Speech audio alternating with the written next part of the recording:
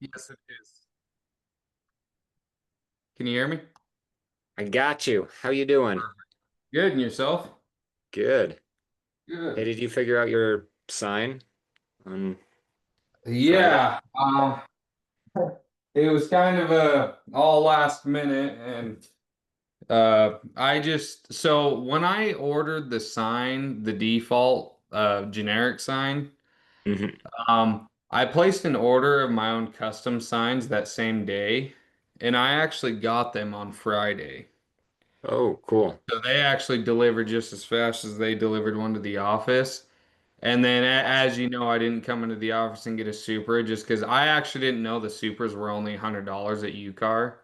Uh-huh. So I just went and picked one up with a couple signposts, and I didn't realize how cheap that stuff was, or else I would have had it already. Yeah. Well, good. Good. But You got yep, all your things. Now we just need to yep, I sell got it figured houses. out. And yep, and then I don't have to rely on anyone else. It's just nice having it on hand, you know. Yep. Yep. Well, I So love it. pretty excited about that. Good. When'd your listing go live or did it already? Friday.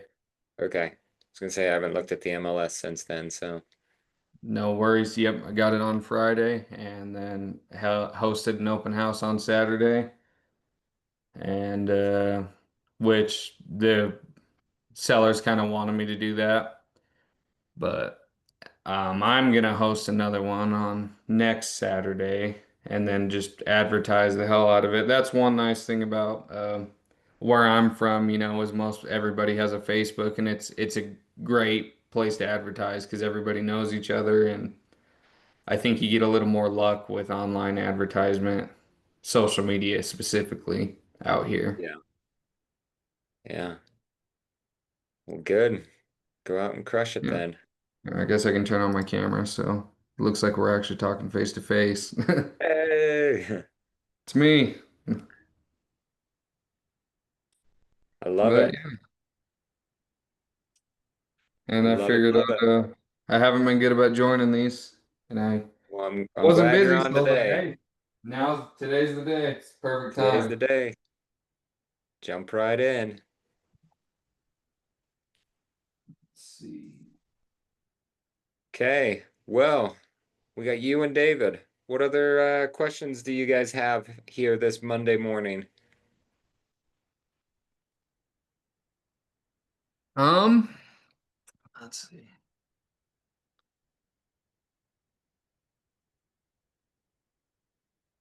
Trying to think. I had what's so if you have like a property, right, that it was on the outskirts of my where I'm at right now in Roosevelt.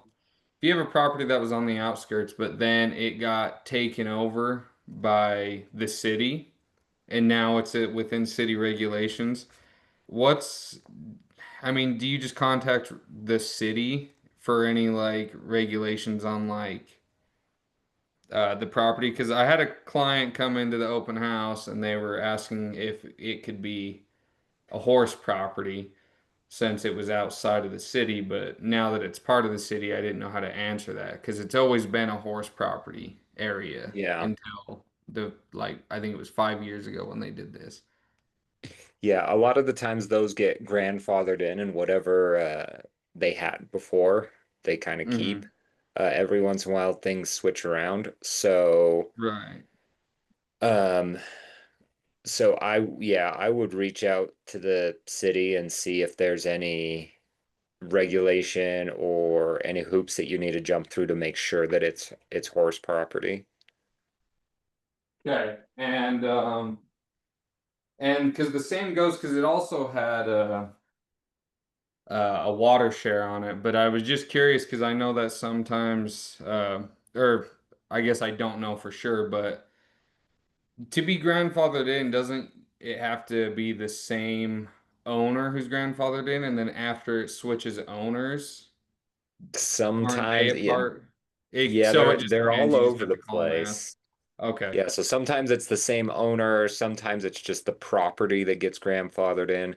Sometimes Okay. they're I like, see. for so long you can do it, and then you have to switch. And so it's just kind of whatever they decided as what was fair, and then Okay. that's what they do. So, yeah, yeah, you can reach out to the city and see any sort of rules. They usually have something, like a lot of the times, properties up here in the city are a little more like if you have half acre, then you're allowed to have one horse, kind of a rule and things like Okay. that. And or like I know that there's places where they say if you don't have 5 acres, you can't build a house, like those kind of Mhm. random rules. And so, um, Okay. yeah, you can reach out and see. They can look at the specific property and see the zoning regulations, all of that. But that's always so basically it's always just like if you have a question about that, city's the best place to Yep, contact and yep. get that information. Yeah, Okay. sometimes the sellers randomly will know all of this stuff because they might have jumped through the hoops, right? Like imagine that Right. you sell this house, whoever buys it is probably going to figure out can they put horses? What about other Yeah. livestock? Like all those things. And so they might just have some of that knowledge. But short of the sellers knowing, like the city's the place to go. Okay. Or county, if it is county. Right. Yeah. I think that was my biggest question over the weekend that I needed.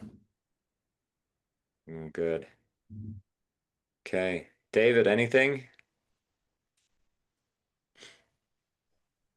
I did have one question. Um, Okay. so I have a family friend. They live up in Logan. I think I've talked to you a little bit about them. I don't think I would cover like their um, listing, like when they decide to sell, but they're looking to move down this way. So I would want to be on the end of like the buyer side, just because this is an area that I know. Like I know Logan decently well, but I don't think that it would make sense for me to travel up there and do a lot of that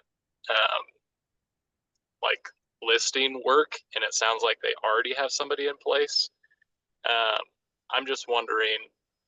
So if they sign an agreement for the listing, if I'm understanding correctly, it's a completely separate agreement as like a buyer's agreement, correct? They would be two separate. Yep. Okay, Yep. And with that, it's one of those things that you shouldn't pay a referral fee to that other agent. So if they're like, yeah, we're going to list with this agent, if that's like what you're hearing, you should reach out to the other agent and be like, hey, I heard that they're listing with you.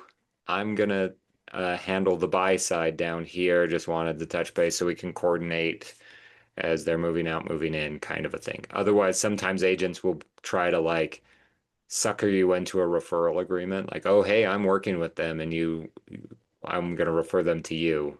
But really, it's you doing the work anyway. So okay, just figure out if uh, how to just connect with that agent. Also, you should connect with the buyers because if they haven't decided on that agent, two things you can do. Number one, with listings, you can get away with going to listings once or twice and not going out more. So that would be like one time to go meet with them and list the house, and then one time to like pick up your sign and Supra and things like that.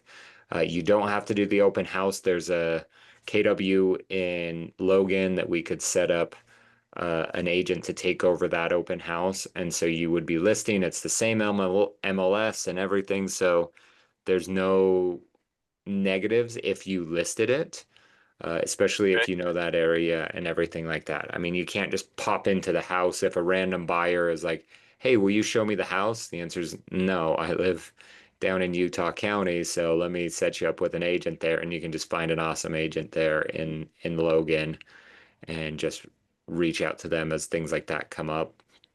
And either just gift them buyers, get a referral fee from them, or if you need them to go open a door, you can pay them, those kind of things. Um, and then The second option you can do is if you know they want to use a Logan agent, but that Logan agent doesn't know it yet, you can get a referral fee by reaching out to that agent and saying, "Hey, I have some sellers. I'll send you over an agreement and have you sign the referral fee, 25%. I'm going to help them with the buy when they move down this way." So you could sneak in and get that if possible.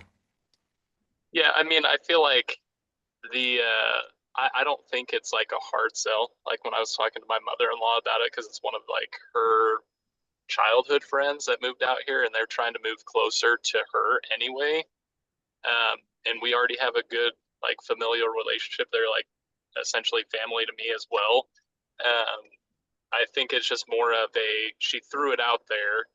I think that they're always like obviously I'm not going to go and do a bunch of legwork and not have an agreement in place because then it's that situation where you're like, well, why did I do all this work and now you're just listing with this person? Mm-hmm. Yep. Yeah. Well, Okay. it sounds like you got the situation under control, so Yeah, because they're in a situation where like I know what range they want to be in because once they sell their house, the house that they move into, they just want to take the proceeds from that sell and they'll obviously um, put some of that away, but then they just want to purchase the new place in cash just from like the proceeds. Um, mhm. and so just because both of them are going into retirement, like she's been retired for about 3 years, or sorry, 3 months, and then he's been retired, um, and then just more so like semi-retired because he's just been working because he's bored because his wife's still been working. But now that that's not the case, they're wanting to do they have more free time and want to use it more wisely. But we'll see what happens. Okay. Well, keep me posted. Yeah, that'd be good. They can sell their house and move this way. Buying in cash right now is awesome. So I love it. Okay, Cool. well, we Thanks. got an exciting week going on. We have some of the best Rise classes coming up. So today we have Suan Hoffman working with listings. And Suan is one of the best top agents here. She's been doing this for, gosh, I don't know, 20 years or something, and she crushes it every single year. Jessica Williams, who is amazing, and Courtney Nielsen, talking 36 touch later this week. So we have some great instructors this week.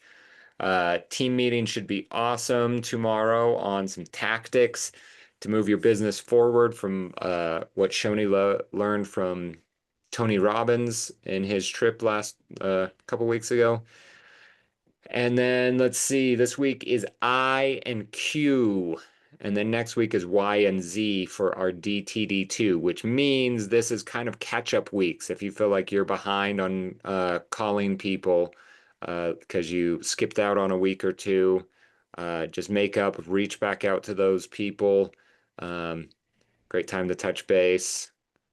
And then, ooh, for team meeting, we're doing something a little bit different this week. Is I am going to send you a prompt to throw into your Chat GPT, Claude, whatever you're using, Gemini, and go through a series of questions with it to help you find out where you should be focusing on lead generation wise.